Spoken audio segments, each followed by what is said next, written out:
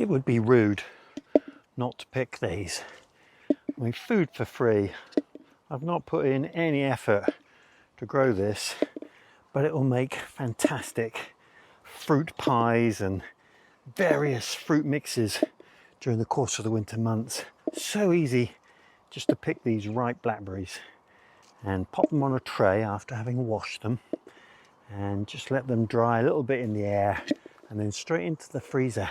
And dried individually is always better because they don't come out as a clump.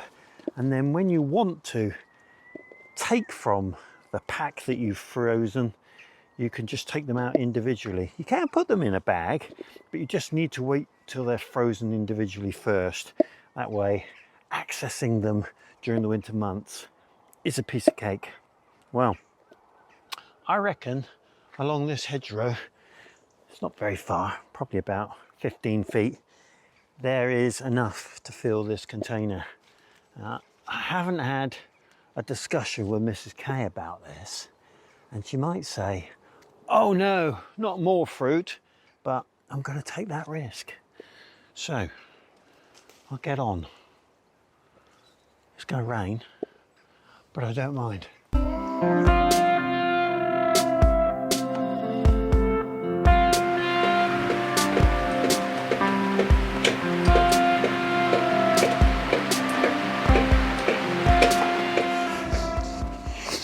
Well, I had to stop blackberry picking on 3 counts. You probably saw the torrential rain, which was absolutely soaking me. I don't mind rain, and especially when it's warm, but that was getting a bit silly. And the second thing is I've promised to go and plant somebody's hydrangea, and I also promised Mrs. K that on the way back home I would take her some beetroot, so I need to get shifting now. It'd be interesting to see these beetroot because they've been growing along rather nicely. I've pulled one out there which is a bit tiny. I'm just going to plant that one back in. I don't know, that might work, it might not, but that's the sort of size I'm after. So I'm going to take out a good 4 or 5 of these. There's a clump. Those 2 I'm also going to stick straight back in because I think they've got more potential yet, and I'm convinced that when I've done this before it's not caused a problem. And there's another 2, I'll have those. Nice big one at the back. That's a nice sized beetroot, look at that. And again, a tiny one which I'm going to put back. It's got 2 chances.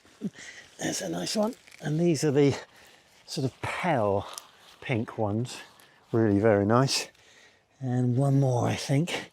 I'm sort of guesstimating. She wanted, I think, 2 to 3 pounds, so I reckon that will be about right. Okay, get this covered up and get them back home. The weather today could be described as changeable. I think that's the word they use on the UK forecasting. Well, we had a little bit of sunshine, we had a bit of torrential rain. It's cool, but once you get working, it's fine. Right, well, anything that's low down now, I'm going to get a bit wet. But to be honest with you, once you get wet, it's not really a problem. And I am already wet. So I'm going to take this net down and have a look at these brassicas. And well, I've said it before on my channel that I don't know what these are. And I've had 1 or 2 people have a stab at what they are, and they may well be right, but to be perfectly honest, I don't know. Do you know what? I've lifted this net and all has been revealed. Funny how things work. Now, when I planted these, I assumed that they were green heading broccoli. That's what it was called.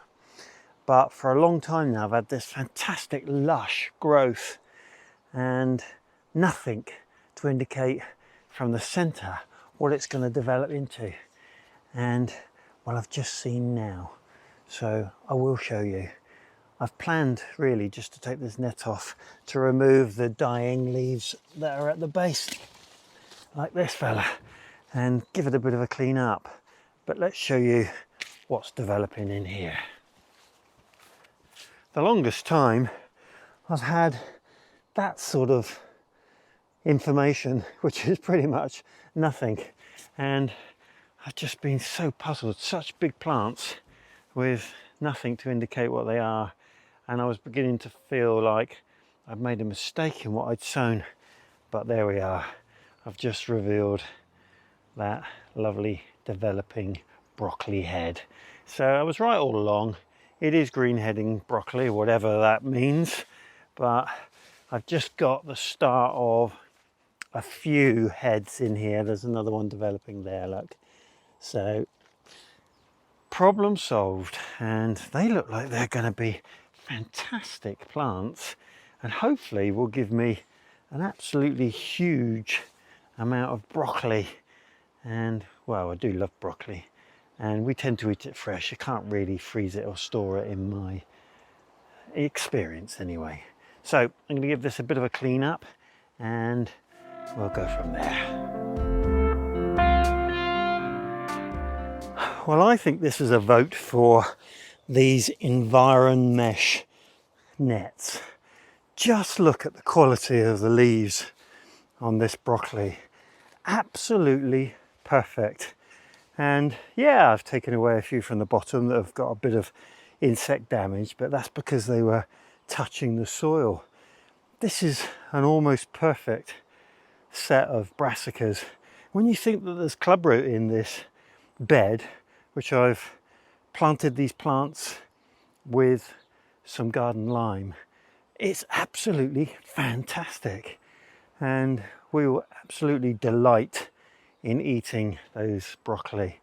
And just as by comparison, you know, if you take this as a measure of the insect infestation that's occurring at this time of year, just look at these sprouts which have been attacked severely, and you can see here the culprits. Let's take this leaf off.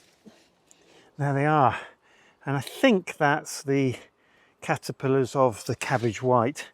And if those butterflies get inside your nets, that's what can happen. So we'll have those out, and we've got an awful lot of bindweed growing into this bed as well. It's a real challenge down at this end of the plot, so we'll hook that out. There we go. You know, maybe those Brussels will survive, I don't know, but we've got plenty others over the other side of the plot as well, so hopefully, all things considered, we'll be all right. But in terms of nets, that Environ Mesh is outstanding, and you can see here in the Caballero Nero style kale, it's exactly the same. Fantastic looking plants. So here we are. This is this scaffolding netting that you can buy off of eBay, and you can see it's okay. We've kept the damage to a minimum, but nothing like as good as that. And the celeriac, they don't really suffer in the same way, because I don't think the leaves are palatable for caterpillars and other insects. So I'm learning a lesson here, which is when it comes to using nets, which I always will need to do, then the Environ Mesh is definitely superior, and I need to make sure that the other nets I've got I use on things like this that don't get so badly damaged. So using the right nets on the right crops is quite important. You can see these Zebrune shallots, they're not really damaged, and this is the same netting as those brassicas over there and the beetroot, but it just doesn't appeal to the airborne insects in the same way. Of course, the onion family get attacked from the soil in terms of white rot, but you know, in reality, use my wider, more open nets for onions and also for celeriac, and keep the Environ Mesh for the much more delicate and succulent and tasty plants where the insects are concerned. And this is flea beetle damage and you know, this gauge of net really won't stop that. I wonder whether the Enviromesh would actually stop the flea beetle. I got a feeling it's very much a sort of soil based beetle, but it might be worth a try sometime. If I go over and have a look at the kale over here, I can see something really unusual in there, and I think it's just a massive slug. Look at that. That's got to be one of the biggest slugs I've seen in amongst my red kale, and I'll be taking him out anytime. Staying on the theme of nets and damage to crops, we're going to take a look at this one because this is very interesting. Some of the prevention of damage to your crops is also about the variety. And I've said this before about this particular variety. And in here we've got fielderkraut and greyhound cabbage. Let's take a closer look. So you can see the fielderkraut, much bigger cabbage, make a really strong heart. But just look at the leaves and you can see that they're that much more sort of leathery and tough. And do you know, they still make great eating, but these, which are the greyhound, you can see they're peppered with holes, and you know, the shooting tip of the heart is still being munched away on a consistent basis. And the only leaves that are really in any way damaged are the really low ones, which I always put down to being on the ground. There's one that's been on the ground, look. But once they start getting above ground level, they're just fine. And this cabbage is going to be absolutely fantastic to eat once it's got a bit larger. You can see the heart developing in there. And these I'm going to have to work quite hard at, just removing the leaves and just keeping an eye on. And it may well be that this has to be considerably chopped away before you eat it. But there we are. It's not just about the nets, it's also about the varieties and what's most attractive to the critters.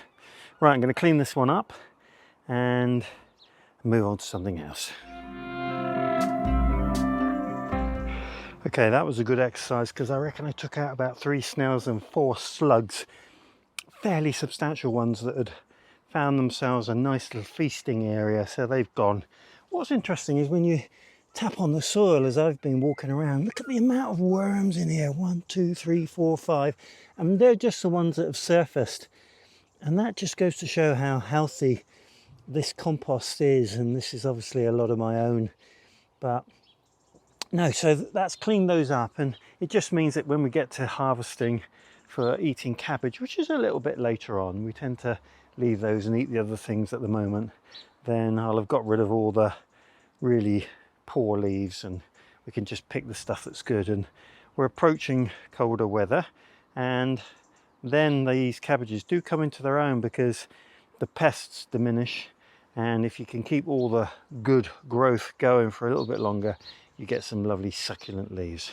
Right, this little lot is going to the chickens. It's a feast day in the coop. Right, I'm going to finish this job off. Somewhat different to what it was about 45 minutes ago. We clearly are having a very diverse day of weather. Right, I'll carry on and fill this pot.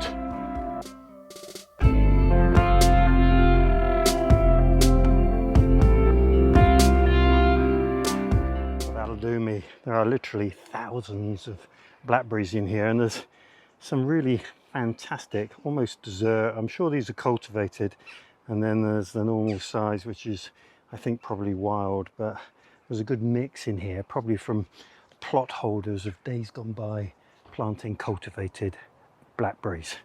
Good times.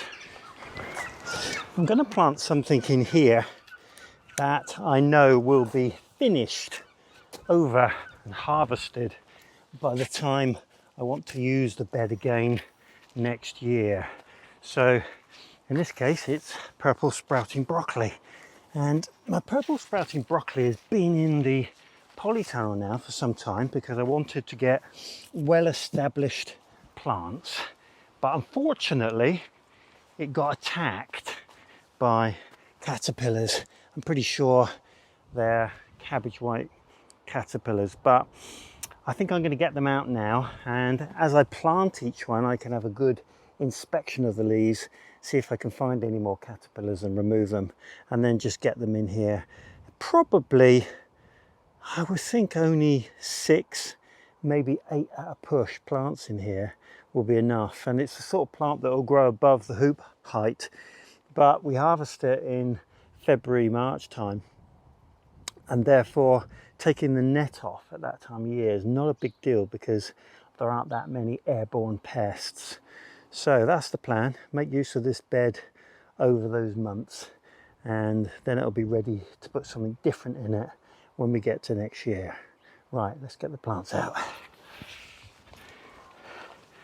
Right, here they are, somewhat eaten, and I can already see one of the culprits. Let me show you. It's not the same as that caterpillar I've just been looking at. You can see in there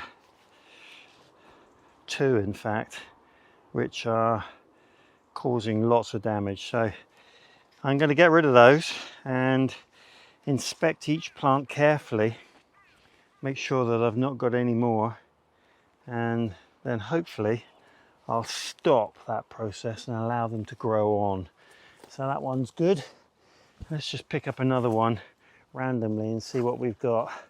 So a nice tall plant, a few dead leaves in the bottom, and looking underneath, and these caterpillars, they lay along the spine of the leaves, and that helps them to be camouflaged and not detectable by humans as well. So that one does seem to be okay. So that's another one. And I'm going to have to find some additional space, I think, because I've got a lot more plants than I can get in here. And I did reserve a bed down there for the purpose, so probably end up there too. Right, let's get these in.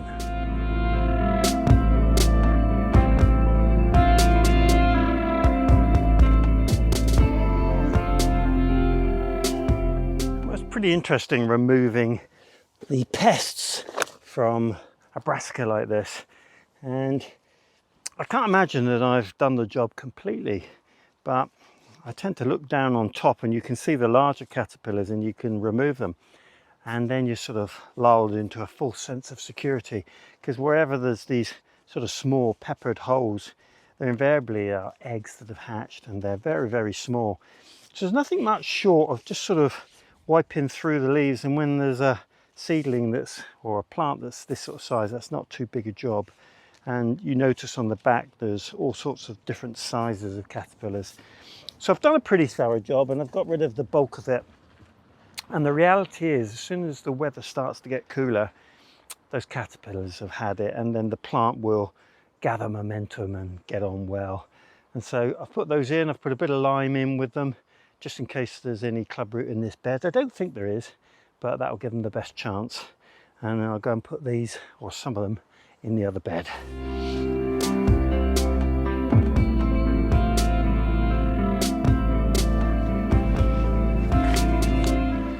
Well, this bed was one that I recovered really, because it had so much ingress of weeds from outside, and I put that clay pan down there, and well, it's had some effect, not total, but certainly made this easy, and getting that barrier in stopped a lot growing in.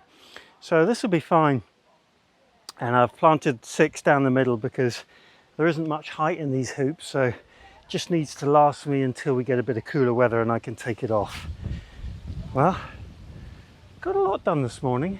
It's been inclement weather, but hey, we're not complaining. I do hope you've enjoyed today's video, and if you did, then why not like and subscribe?